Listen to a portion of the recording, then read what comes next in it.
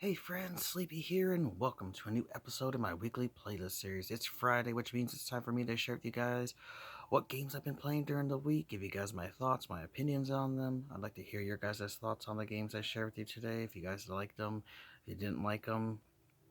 I'd also like to hear about the games you guys are playing, as that always gives me great ideas of new games to play. So I appreciate everyone who shares with me each week the games they're playing, as you guys have piqued my interest in quite a few titles.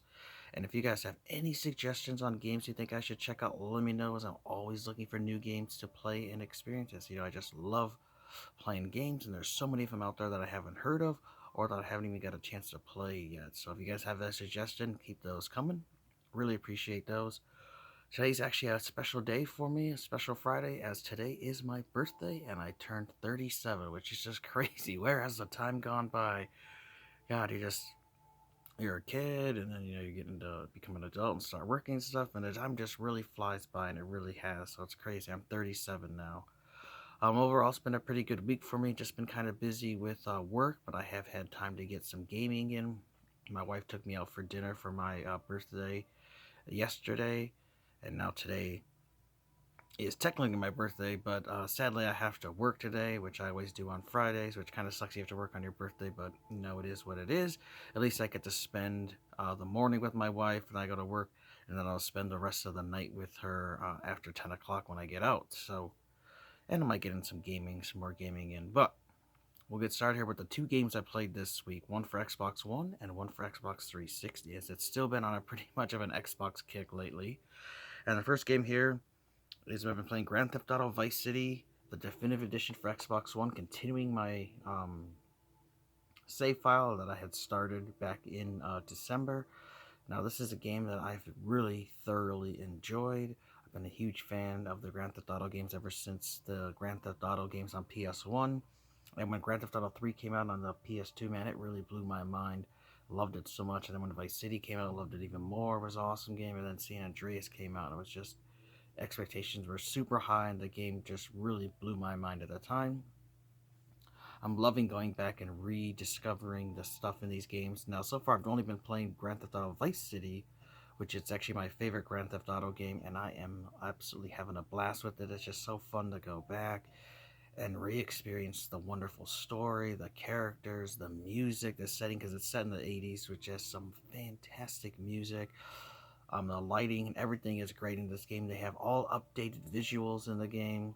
Now, I know there's some people who complain they didn't like the visuals. They were expecting like Grand Theft Auto 5 level of graphics, but for me, I'm happy with what these remastered versions look like. They look a lot better than they did on PS2. There's dynamic lighting and everything. The cars look great in the rain, especially at nighttime. Like, the city of Vice City really pops out, especially on that ocean beach. The little strip there on the beach with all the different cool greens and pink and blue and different neon colors. Like, it really pop, especially at nighttime. So it's really fun. Still has all the classic music, except for some that were taken out, like some Michael Jackson songs and stuff, because of licensing issues, obviously. But otherwise, most of the music is there. And I've got a couple different stations I like to listen to, like the Emotion 98.3 and Wave 103. There's some great stations on there, and it has the classic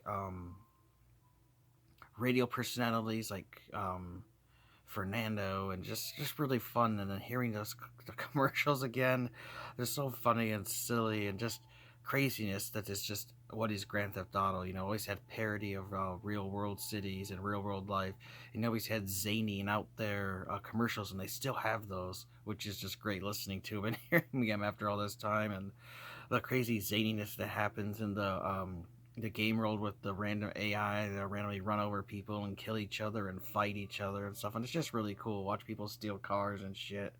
It's just awesome, and I've had a blast playing this game now for over 10 hours, going after all the hidden packages, which there are 100 of them, and every 10 that you get actually unlocks another weapon or power up at your safe houses.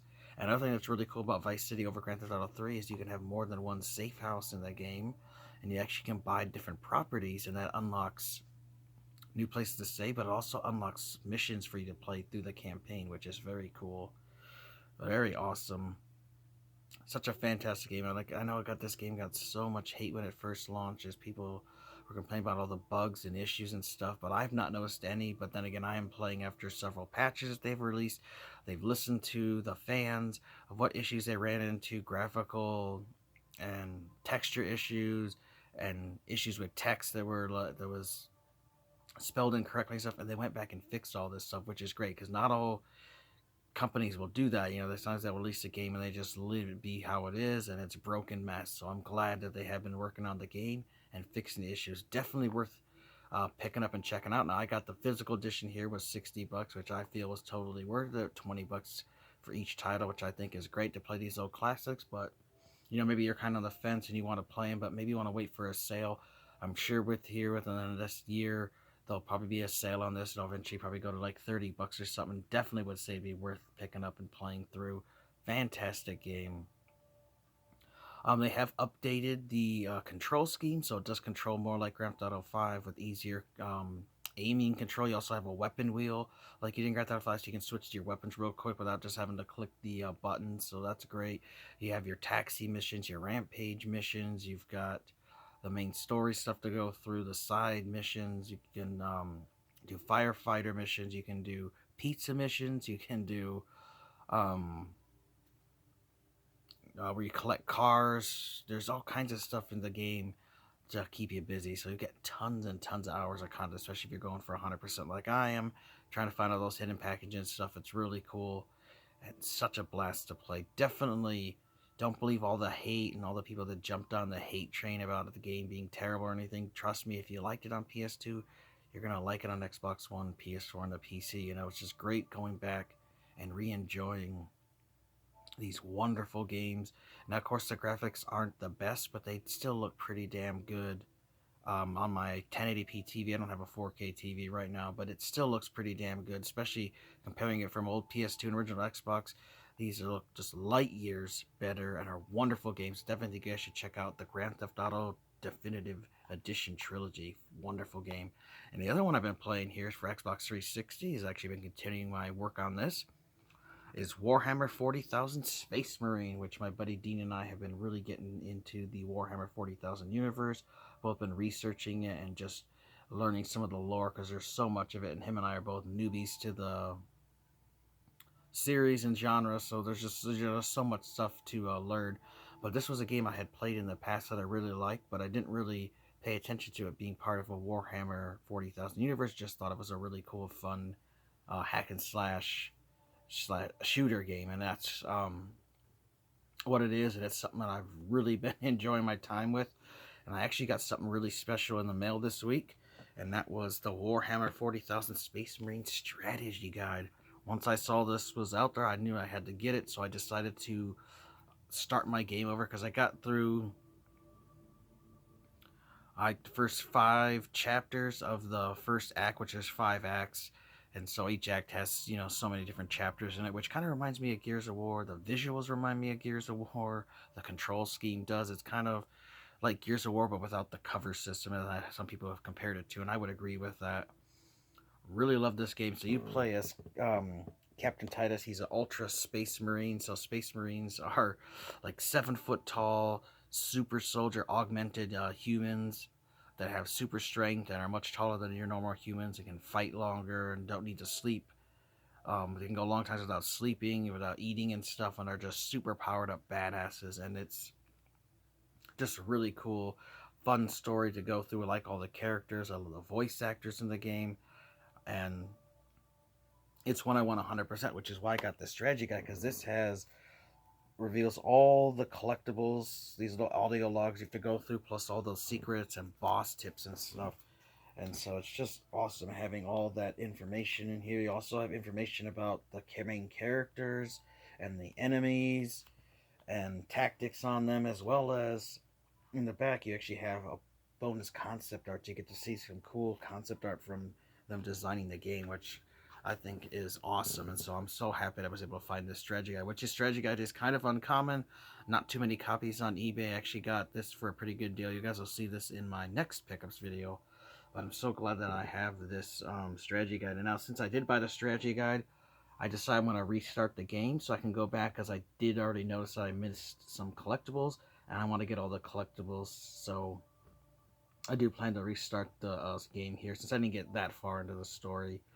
But it's something I really love, and it's really fun because you fight different orcs in the game, which is one of the main antagonists of Space Marines, but they also have to fight Chaos Space Marines you get later in the game, which I haven't gotten far enough into that, which is something I'm looking forward to, fighting those different enemies. But it's really cool, the different orcs. You have different size ones. You have the little tiny dudes, like 4 foot tall, little 5 and 6 and 7, 8 and 8 foot tall dudes. You get eventually get some pretty damn big um, orcs, and some of them have weapons and some have melee weapons. So it's really cool. You have to adjust your tactics by the different enemies you encounter. When you're fighting guys long range, you can pull out your different weapons. But you start out with a bolter weapon, which is like a universal kind of like handgun, machine gun type weapon. But as you play through the game, you unlock shotguns and sniper rifles, plasma weapons, flamethrowers, Gatling guns, and stuff. And then you also have where you have to fight guys real up close with melee. And so you start out with just a sword, but eventually you get this really sweet chainsaw sword. There's a giant hammer I saw in the game, and there's a few other melee weapons. So you have to sometimes mix up between fighting guys melee and shooting guys. And you do have ammo that you have to find out that is spread out throughout the different maps, because you're limited on the ammo you have.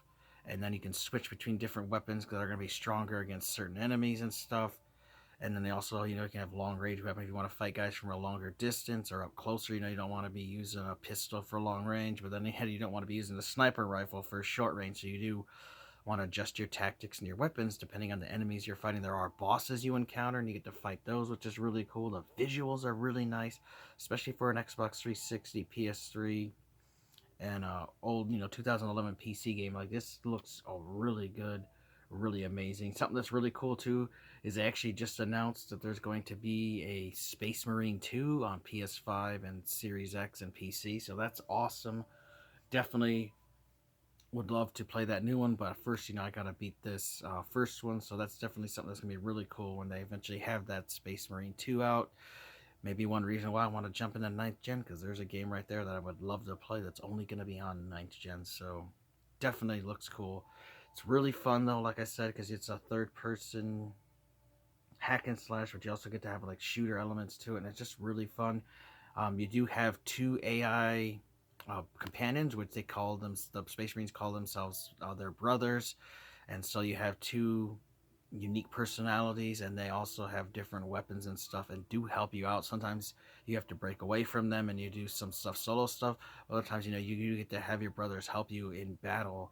And what's really cool is this game does not um have health packs. You do have like a shield that generates kind of like a halo thing, but then you have health. And how you actually get health back is by killing enemies and performing executions, because you can actually stun your enemies, and you'll see a little icon above their head, and then you can do brutal executions where Captain Titus can lift guys up with his chainsaw sword and cut them in half, or he can choke someone on the ground, take his chainsaw sword and stab him and cut him in half. So it's all kinds of violence, ultra, you know, blood and guts in this game. Is just really sweet. This world is just so dark and gritty, and the game reflects that. They do not hold back at all, so it is awesome. And just some of the characters you run into are really funny. Like one of the little orcs would yell and say, this guy's not that bad, and you just kick that little fucker right out of the way. That's made me laugh a few times. And then you just see some big giant orc dudes you have to fight, and have big deep voices too. So that's another thing. I like the voice actors really fit the characters well, which is something I really appreciate in games, is when the characters and the voice actors fit well. So a big burly looking dude, has a big burly voice, doesn't have a real feminine high voice where like a woman female character would have, or maybe a younger male character or something. So I do appreciate the attention to detail they did, and they do have really good voice actors. The music is also great, like heavy metal music that'll get you into the different combat situations, and the music does change depending on what's going on. The story is really fun to go through. Definitely think you guys should check out Warhammer 40,000 Space Marine. It's an awesome game. It's the only one of its kind like this for Warhammer games, because normally they've got first person shooter ones, but most of them are like top down tactical RPG games that play similar to the tabletop game. So it was something unique. They did this with this third person shooter hack and slash combination game. Really cool. Definitely think you guys should check it out. We'll do our quick little recap here like we do every week. I talked about Grand Theft Auto Definitive Edition. I've been playing the Vice City Definitive Edition on my Xbox One. I've got over 10 hours into it. It is awesome. Do not listen to all the hate from people. Everyone jumped on the bandwagon without actually playing it for themselves and said they hated it. And there's issues and stuff. Well, they've patched all this stuff out now, and it is a fantastic game.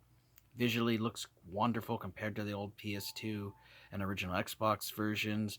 And there's just so much classic stuff to do in this game that'll keep you busy for hundreds of hours, especially if you're going to complete all 300%. And then we also talked about the wonderful Warhammer 40,000 Space Marine. This was an awesome little hidden gem for 360 and PS3. Got really good reviews at the time, but kind of got overlooked by people just because they thought of it as just being, oh, it's just a generic game. Nothing too special about it. Well, unless you're a big Warhammer 40,000 fan, you might have passed on it. And I'm just starting to get into the Warhammer 40,000 universe, and this is a wonderful game because it's a third-person shooter slash hack and slash. You get to have melee stuff, and it reminds me of Gears of War with its visuals, controls really well, has great graphics, music, just an overall wonderful experience. I definitely think you guys should try out for yourself sometime. Let me know your guys' thoughts if you played the Definitive Edition of Grand Theft Auto of any of those three, or you played Warhammer 40,000 Space Marine. I'd love to know your guys' thoughts on these. I also want to hear about the games you guys are playing, as it gives me ideas on new games to check out. And if you have any suggestions on games you think I should play, let me know, as you guys have suggested some really good games here in the past. Take care, have a wonderful day, and Sleepy will see you guys next time.